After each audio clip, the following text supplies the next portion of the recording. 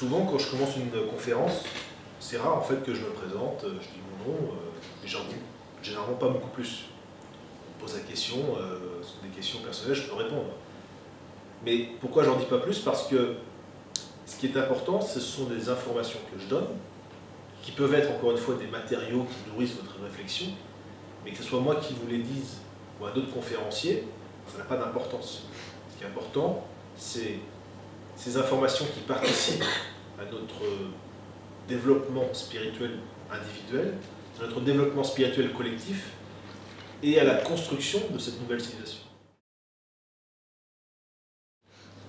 Les informations que je donne là, ce sont des informations qui ont été transmises par Benjamin Crème et qui, comme je l'ai expliqué plus tôt ce matin, était toujours, malgré son essai, le disciple d'un maître de sagesse. Et lorsque les gens lui posaient des questions, lors de conférences, d'émissions de télé ou de radio, par courrier, eh bien, si lui, de lui-même, par sa culture ésotérique, n'avait pas l'information, eh bien, il la posait à son maître de sagesse. Et donc son maître de sagesse a pu donner tout un ensemble d'informations, justement, sur qui, dans les grands personnages de l'histoire décédés, pouvait avoir tel niveau d'évolution. C'est comme ça que j'ai pu donner ces exemples. Combien il peut y avoir aujourd'hui dans le monde d'initiés pour chaque degré d'initiation. C'est encore ce maître qui a pu donner ces informations. Donc voilà, c'est la première chose, c'est sur la source, l'origine de ces informations. Lorsque Gautama Bouddha est venu il y a 2600 ans, lorsqu'il a fini sa mission, il a dit « Après moi viendra un autre Bouddha, plus grand encore, qui s'appelle Maitreya Bouddha ». Donc le nom de Maitreya que l'on connaît aujourd'hui vient de là. Depuis 98 000 ans, à chaque fois qu'un instructeur spirituel est venu instruire l'humanité, eh bien il l'a fait par l'adombrement, par un disciple. On a cité l'exemple du Christ à travers Jésus, de Bouddha à travers Siddhartha Gautama, etc. Les instructeurs, enfin l'instructeur mondial, ou en tout cas les maîtres de sagesse, reviennent cycliquement. Et parmi ces cycles, alors il y a des cycles de plusieurs tailles, hein, il y en a qui durent 2000 ans, il y en a qui durent 20 000 ans, il y en a qui sont plus courts. Là, on va s'intéresser au cycle du zodiaque qui dure à peu près 2000 ans. Il y a 2000 ans, lorsque Jésus-Christ est venu, il inaugurait le cycle de l'ère des poissons. C'est-à-dire que, astrologiquement et astronomiquement, eh bien, la Terre était influencée par ce zodiaque des poissons et par une énergie, celle du 6e rayon, les deux allant de pair. Aujourd'hui, depuis 1625, nous quittons cette influence du zodiaque des poissons et du 6e rayon. Et depuis 1675, nous entrons dans l'influence du Verseau et du 7e rayon. Donc on peut considérer d'une certaine manière que depuis 2009, nous sommes entrés dans l'ère du Verseau et du 7e rayon. Et donc, entrant dans une nouvelle ère, dans un nouveau cycle, eh bien, en toute logique, il est attendu la venue d'un nouvel instructeur, d'un instructeur spirituel. Autrefois, on l'a dit, ces instructeurs venaient en général pour un peuple, pour un pays en particulier. Il y a 2000 ans, c'était la Palestine, avant avec Gautama Bouddha, c'était l'Inde, etc. Aujourd'hui, nous sommes dans un monde globalisé. Nous avons une humanité mondialisée, grâce aux moyens de communication, aux moyens de voyage, de transport, etc. Et donc, la logique veut que avoir un instructeur qui ne soit pas mondial n'aurait pas grand sens. Et c'est pour ça que l'attente actuelle d'un instructeur spirituel eh bien, correspond à un instructeur mondial. Dans cette idée d'un retour de l'instructeur mondial, à l'exemple de ce qui se passait autrefois, c'est-à-dire qu'un maître de sagesse adombre un disciple, un initié, c'est-à-dire fasse passer sa conscience à travers cet être humain, eh bien, au départ, à l'origine, il était prévu, encore une fois, que l'instructeur mondial, Maitreya, adombre un nouveau disciple. Plusieurs étaient envisagés, dont un, on a cité son nom tout à l'heure, s'appelle Krishnamurti. lors de ces causeries, il arrive qu'à un moment donné, Krishnamurti soit adombré par Maitreya, par le Christ, dont il était un disciple. Mais Benjamin Crème nous dit que les enseignements de Krishnamurti sont les enseignements de Maitreya. Donc c'est très intéressant d'étudier Krishnamurti. Et donc dans ces causeries, lorsqu'il était adombré par le Maitreya, par le Christ, eh bien le visage de Krishnamurti se modifiait, le son de sa voix se modifiait, et les gens voyaient et entendaient la différence, et savaient qu'à ce moment-là, il se passait quelque chose. Et Krishnamurti, dans ses écrits, dans ses discussions, appelait ça le processus. Et ce processus d'adombrement était quelque chose d'assez douloureux physiquement pour lui, parce qu'il avait une constitution très fine et entre guillemets fragile. Et donc du coup, il n'a pas pu être ce véhicule pour le Christ, parce que ça ne marchait pas. À partir de 1936, Maitreya réfléchit justement à la façon qu'il va du coup œuvrer pour l'humanité. Et en 1945, à la pleine lune de juin 1945, il prend la décision, il donne cette décision à ses disciples, le maître de sagesse, en déclarant qu'il reviendrait lui-même dans le monde. Et dans les années 70, eh bien, il commence à se construire un corps, un Maya Virupa. Alors on l'a dit tout à l'heure, Rupa ça veut dire forme, Maya c'est l'illusion sur le plan physique. Donc on pourrait traduire ça comme un corps illusoire, et pour autant c'est un corps palpable. Un corps qui doit avoir une double fonction. Maitreya était déjà un maître de sagesse incarné, donc il avait déjà un corps, mais il s'est construit un corps qui doit à la fois permettre à ces énergies très hautes du Christ de pouvoir utiliser ce corps, et à la fois de pouvoir se mélanger à notre humanité, dans nos villes extrêmement polluées, donc très agressives, et d'avoir un corps qu'il pourrait conserver pendant toute l'ère du Verseau, pendant 2000 ans. Avant d'aller plus loin, une des d'autres raisons qui ont conduit l'instructeur mondial, les maîtres sagesse, à revenir parmi les hommes, on peut citer au moins deux autres raisons. La première, c'est que, on l'a dit, les maîtres sagesse continuent à évoluer à leur niveau, et au point d'évolution où ils en sont actuellement, ils doivent faire la démonstration qu'ils sont capables de travailler en équipe, en groupe. Et pour ce faire, ils ont justement cet impératif de s'incarner et de travailler collectivement avec l'humanité. Il y a une autre raison qui nous touche plus directement nous, c'est l'urgence de la situation. Eh bien, depuis la Seconde Guerre mondiale, l'être humain a énormément développé justement son armement nucléaire. Si on prend ne serait-ce que les États-Unis, l'URSS plus la Russie actuelle, c'est plusieurs milliers de bombes atomiques, plusieurs milliers de têtes nucléaires. Donc l'humanité, depuis quelques décennies, a cette capacité à s'autodétruire. Et pour éviter cette autodestruction, il faut que l'humanité tourne le dos à cette possibilité, et pour tourner le dos à cette possibilité, il faut qu'elle ait un état d'esprit différent. Il faut que les nations, comme les individus, arrivent à établir des relations justes. Et tout à l'heure, on expliquera comment l'instructeur mondial, les maîtres sagesse, propose d'arriver justement à ce qu'il y ait des relations justes et des relations de confiance entre les peuples. C'est la notion de partage. L'urgence actuelle, c'est également une urgence écologique. Ça paraissait moins vrai il y a encore quelques décennies, mais depuis la Seconde Guerre mondiale, par cette croissance effrénée,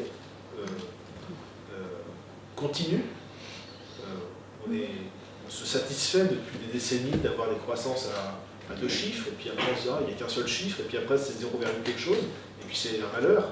Mais cette croissance, eh bien, conduit au désastre écologique parce qu'elle engendre de la pollution, et parce qu'elle engendre la disparition des ressources naturelles, qui, on le sait maintenant, disparaissent plus vite que la nature est capable de les renouveler. L'autre aspect qui fait revenir les maîtres sagesse, c'est aussi l'état du monde en termes d'injustice et en termes de famille. Les relations mondiales sont telles que, eh bien, il y a des injustices entre les pays, en termes de niveau de richesse, de puissance, etc., qui crée des tensions. Ces tensions se manifestent par des guerres, se manifestent par du terrorisme, se manifestent de diverses façons. La guerre militaire, mais la guerre économique, etc. Mais aussi, pour ceux qui n'ont rien demandé, par la famine, des choses comme ça. Donc chaque jour, histoire de noircir encore un peu plus le tableau, chaque jour, des millions de gens meurent de faim dans le monde inutilement parce que les ressources globales de l'humanité sont suffisantes pour nourrir tout le monde. Ce n'est pas un problème de ressources alimentaires, c'est un problème de distribution alimentaire. Donc voilà plusieurs raisons qui amènent le retour des maîtres sagesse parmi nous. Maitreya, je l'ai dit, sait fabriquer un corps, un Maya Virupa, dans les années 70, en 5 ou 6 ans. C'est-à-dire que par sa volonté, par ses pouvoirs, sa manipulation des énergies, il a pris de la matière de chaque plan et s'est construit ses différents véhicules. En 1977, il a fini cette construction de son corps. Il s'en est emparé, laissant au repos son corps précédent, protégé dans les Himalayas. Et il est descendu en juillet 1977 dans les plaines du Pakistan pour s'acclimater. Et ensuite, assez simplement, il a pris l'avion pour rejoindre Londres. Londres, avec quelques autres villes dans le monde, est un des chakras majeurs de notre planète. Mais d'autres maîtres de sagesse se sont établis dans justement d'autres centres d'énergie, dans d'autres grandes villes. Et en France, il n'est pas tout à fait à Paris, mais disons, il est dans la banlieue parisienne, entre Orléans et Paris. Et petit à petit, parallèlement justement à cette venue de Maitreya, ses disciples et maîtres de sagesse, eux aussi reviennent incarnés. Aujourd'hui, on en a rendu à 14-15, dans le monde pour l'accompagner dans ce travail. Maitreya, justement, essaie de créer les conditions de ce retour public. Pour ce faire, alors à la fois de ce retour public et aussi d'apporter les conditions pour solutionner les problèmes qu'on a décrits. Pour ce faire, il est apparu à plusieurs reprises à des dirigeants politiques, financiers, économiques, industriels, religieux, soit en groupe, soit individuellement, et qui leur donnait une vision justement de l'état du monde, qui leur expliquait quelles solutions on pouvait apporter et quel rôle eux pouvaient jouer en tant que leaders dans leur domaine, en tant que personnes qui ont une influence dans le monde pour changer ces choses. Pour participer à ce changement global, à cette mentalité globale, Maitreya est aussi apparu devant de très nombreux groupes religieux, souvent extrémistes ou intégristes. Maitreya aussi est apparu ou apparaît à des individus de plusieurs manières. Ça peut être quelqu'un que vous rencontrez dans la rue qui va vous dire quelque chose, pour vous conseiller, vous apporter une solution, un réconfort, pour vous guérir. Ça peut être par le biais d'un rêve, d'une idée qui va apparaître, qui va germer dans votre esprit. Ce qui contribue aussi à ce retour, c'est ce qu'on appelle dans la revue Partage International, qui a été fondée par Benjamin Crème dans les années 70, c'est ce qu'on appelle les signes des temps. C'est-à-dire des choses, des miracles de nature très diverses, qui apparaissent partout dans le monde. Ça peut être des statues qui pleurent du sang, de l'huile, ça peut être des statues qui bougent, ça peut être des motifs lumineux qui apparaissent, des croix de lumière, des cercles de lumière, des contours d'une Madone ou autre chose.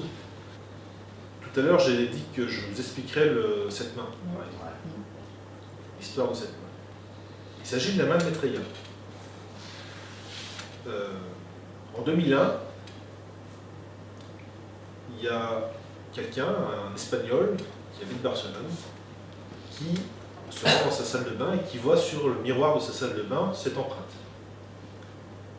Et il se dit, la femme de ménage a du mal à faire son travail, et du coup il prend une éponge ou je ne sais quoi, et il efface cette main. Ça correspond au trait que l'on voit là. Il a donné un coup pour effacer la main. Et puis le lendemain, il revient à sa salle de bain et il revoit la main. Il se dit, là il y a un truc. Il prend la photographie de la main et renvoie un courrier à Benjamin Crème qui demande à son maître qu'est-ce que signifie cette main. Et le maître de Benjamin Crème lui explique Il s'agit de l'empreinte laissée par Maitreya, dans le but de créer une sorte d'outil d'intermédiaire entre lui et ceux qui veulent bien lui demander conseil. L'humanité, au cours de son histoire, a testé beaucoup de systèmes économiques. Aujourd'hui, on est dans un système capitaliste, libéral, qui ne fonctionne plus, qui est basé sur la compétition, et il est arrivé à bout de souffle. Il a permis un développement, mais aujourd'hui, il est arrivé à bout de souffle avec les conséquences que l'on connaît. Il y a un système économique qui n'a jamais été essayé et qui, pour Maitreya, est une solution à ce problème d'injustice et de faim dans le monde. Et il préconise l'établissement d'un système économique fondé sur le partage, sur la coopération entre les États. Il s'agit qu'au niveau international, les États, à travers une organisation, les Nations Unies, autre chose, eh bien, disent voilà quelles sont nos ressources, quels sont nos besoins, et on va se mettre d'accord tous ensemble pour distribuer nos richesses, notamment alimentaires, pour que chacun ait accès à ce dont il a besoin. Et par le biais du partage, en quelques années, nous dit Maitreya, 2 ans, 3 ans, 4 ans, ce problème de la famine dans le monde pourra être réglé. Dans ces priorités, il y en a d'autres, urgentes, c'est que chacun ait droit à un logement décent, que chacun ait accès à la santé, que chacun ait accès à l'éducation. Et ce sont des besoins fondamentaux qui font que chaque vie humaine est une vie digne. Et ce que souhaite Maitreya, c'est que les hommes puissent vivre dignement, un peu à l'image de ce qu'ils sont, ces fils de Dieu, ces étincelles divines. Et lorsque les gens plus favorisés ne permettent pas justement ces conditions de vivre dignement aux autres, eh bien c'est comme s'ils reniaient cette divinité qui est dans leur prochain.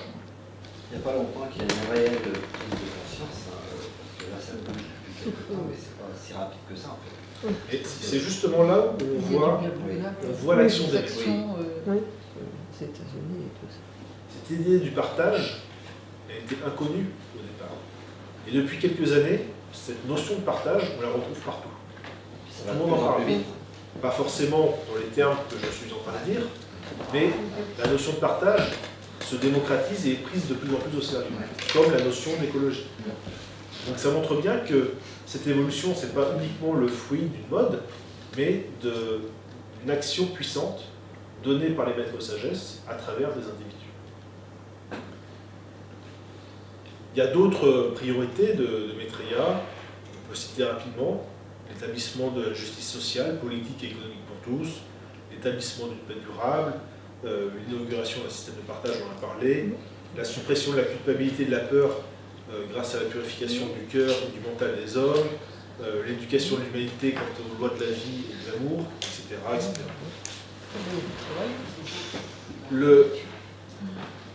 Le but des maîtres de sagesse, après avoir résolu ces urgences, c'est l'instauration d'une nouvelle civilisation. Et donc, pour nous adapter à ce nouveau monde, à ces nouvelles énergies, il faut imaginer et bâtir de nos mains, avec l'aide des maîtres, mais de nos mains, ces nouvelles structures, ces nouveaux modes de pensée. On dit qu'il y a beaucoup d'enfants, on parle d'enfants indigo, d'enfants cristal, enfin, peu importe. C'est pas forcément des enfants qui sont plus évolués que leurs parents ou leurs grands-parents.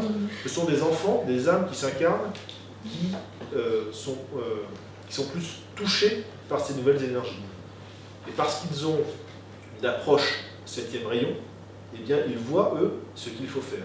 Ils voient ce qu'il ne faut plus faire. Et donc, eux, ils sont prêts au changement. Et donc, c'est eux, mais c'est aussi nous, qui allons construire ce nouveau monde. Est-ce qu'il y a d'autres questions, commentaires? Est-ce que c'est quelque chose... Alors, j'entends bien que c'est des informations qui sortent du commun. Il n'est pas demandé d'y croire. C'est une information, vous en ferez ce que vous voudrez. Mais est-ce que dans l'analyse globale ou dans la possibilité d'un tel événement, est-ce que c'est quelque chose qui fait sens? Ah oui. On n'a pas le choix. Oui. Bah on l'a, mais... Oui, mais on l'a pas. Moi, c'est ce que je ressens au fond de moi depuis toujours. Voilà, ce que vous avez dit, j'adhère à 100%.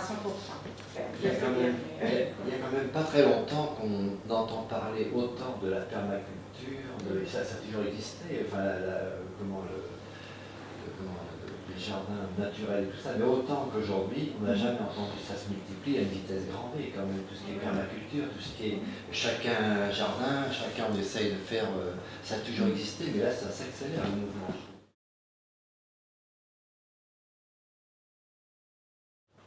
Alors dans la suite des informations étonnantes, Ouais. je vais vous parler de quelque chose qui se passe depuis la fin des années 2000, enfin début des années 2010 jusqu'à aujourd'hui, et je m'avancerai jusqu'à une prédiction. On verra si elle se réalise. En décembre 2008, Benjamin Crème a publié un communiqué de presse dans lequel il parle d'une étoile qui apparaîtrait dans le monde, qui serait visible de jour comme de nuit, visible de tous, partout dans le monde, et qui serait le signe de la première interview télévisée de Maitreya. Cette étoile, à partir de 2009, on en a des premiers témoignages, des photos, des vidéos. On peut constater que cette étoile, eh bien, elle peut prendre différentes formes, elle peut scintiller, elle peut des formes géométriques, elle peut avoir différentes couleurs, elle peut se déplacer. Et cette étoile fait penser justement à cette étoile dont parle la Bible il y a 2000 ans, cette étoile qui a guidé 3 rois mages, et ces rois mages, c'était 3 maîtres de sagesse qui sont allés rendre témoignage justement à cet initié Jésus qui devait être le véhicule du Christ. Et qu'il s'agisse de cette étoile il y a 2000 ans ou de cette étoile aujourd'hui, l'explication qui est donnée de sa nature, c'est un vaisseau spatial, ou plutôt 4 vaisseaux spatiaux, il y a 2000 ans comme aujourd'hui. Et donc les frères de l'espace, certains d'entre eux, parce que l'unité est une sur notre planète, elle est une dans l'univers, et donc il y a une coopération même dans notre système solaire. Eh bien, ces vaisseaux spatiaux ont pour rôle justement de jouer cette étoile pour donc être le signe de cette première interview télévisée. Au décès de Benjamin Crème en 2016, il y a eu près de 200 interviews télévisées dans le monde, entre 2010 et aujourd'hui. Maitreya y apparaît comme incognito. Maitreya apparaît incognito parce que ce qu'il souhaite, c'est que les gens qui l'entendent parler à la télévision eh bien, soient intéressés par son analyse du monde, des problèmes dans le monde, que ces gens soient intéressés par les solutions, les conseils qu'il pourrait donner, et non pas soient intéressés par une stature spirituelle quelconque, celle de Christ, d'instructeur mondial ou autre chose. Et au final, le but de toutes ces interviews, c'est qu'un jour ait lieu une émission télévisée, un peu particulière, mondiale, qui sera appelé, en tout cas qui est appelé par Benjamin Crème, le jour de déclaration. Pourquoi le jour de déclaration? Parce que ce jour-là, Maitreya, enfin, déclarera qui il est. Il déclarera, je ne connais pas ces mots, mais il déclarera « Je suis instructeur mondial, j'ai une analyse du monde, je vais vous expliquer quelle est la nature de l'homme, son évolution, vers quoi elle se dirige, qu'est-ce qu'un maître de sagesse, des sujets qu'on aborde aujourd'hui, va nous expliquer quelle est la situation mondiale et quel est le choix qui se présente à nous. Est-ce que l'on continue sur le même chemin, qui est une impasse, qui mène à l'autodestruction, ou est-ce qu'au contraire, on fait d'autres choix, on met en place d'autres choses, la coopération, le partage, la fraternité, qui permettent l'élaboration d'une civilisation et probablement la plus brillante que la Terre ait jamais connue jusqu'à là. Durant ce jour de déclaration, durant cette émission de télévision, 3 choses vous feront certainement penser qu'il s'agit de quelqu'un de peu ordinaire. La première chose, c'est que lorsqu'il nous parlera, nous ne verrons pas ses lèvres bouger, par contre nous l'entendrons dans notre tête, quelle que soit notre langue. Maitreya utilisera un pouvoir spirituel, que déjà certains ont, mais que tous les maîtres sagesse possèdent, c'est la télépathie supérieure. C'est-à-dire que par le biais de notre corps mental, eh bien, il s'adressera à nous. La deuxième chose, c'est que nous ressentirons ces énergies. Il nous enverra à chacun d'entre nous ces énergies. Cet amour divin. À tel point que nous le ressentirons profondément. Quelque chose que nous n'avons jamais ressenti au cours de notre vie. Quelles que soient les émotions fortes, positives qu'on a pu ressentir jusqu'à présent. Le dernier aspect, c'est que, au moment de ce jour de déclaration, ou peu après, des centaines de guérisons, peut-être des milliers, auront lieu dans le monde, selon le karma des gens. Mais, encore une fois, nous avons tous le libre arbitre, et chacun devra déterminer son fort intérieur ce qu'il ressent par rapport à tout cela, par rapport à cette expérience, et comment il l'analyse lui-même. Peu de temps après ce jour de déclaration, Maitreya commencera à présenter certains de ses disciples, certains autres maîtres sagesse, et donc on pourra se référer à eux, non pas pour diriger nos vies, mais pour avoir des conseils sur la façon dont on pourrait gérer cette vie commune, cette civilisation.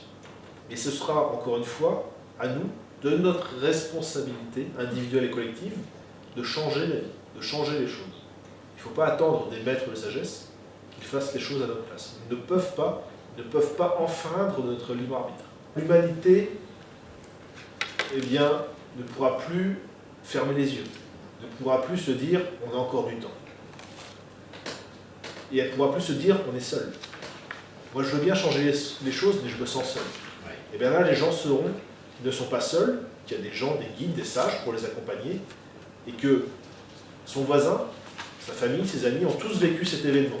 Et donc on ne l'a pas imaginé, on ne l'a pas inventé. Je voudrais vous parler brièvement, ce qui reste que quelques minutes, d'un type de méditation. La méditation de transmission. On l'a dit tout à l'heure, il y a deux moyens d'évoluer, c'est la méditation et c'est le service. Il s'agit d'une méditation collective, et donc il a été proposé en 1974 que certaines personnes, qui sont volontaires, qui sont bénévoles, qui le souhaitent, eh bien, consciemment participent à cette transformation de ces énergies, à cet abaissement vibratoire, prenant ainsi le travail d'une partie des maîtres de sagesse, donc coopérant avec eux, pour aider à la transformation du monde. Mais on laisse aux maîtres de sagesse le choix de réutiliser là où il faut cette énergie. Donc, on parle de méditation de transmission parce que les méditants sont des transmetteurs de l'énergie qui passe à travers eux. On pourrait terminer en donnant la main entre nous pour partager justement déjà une certaine énergie. Je trouve que ce serait bien.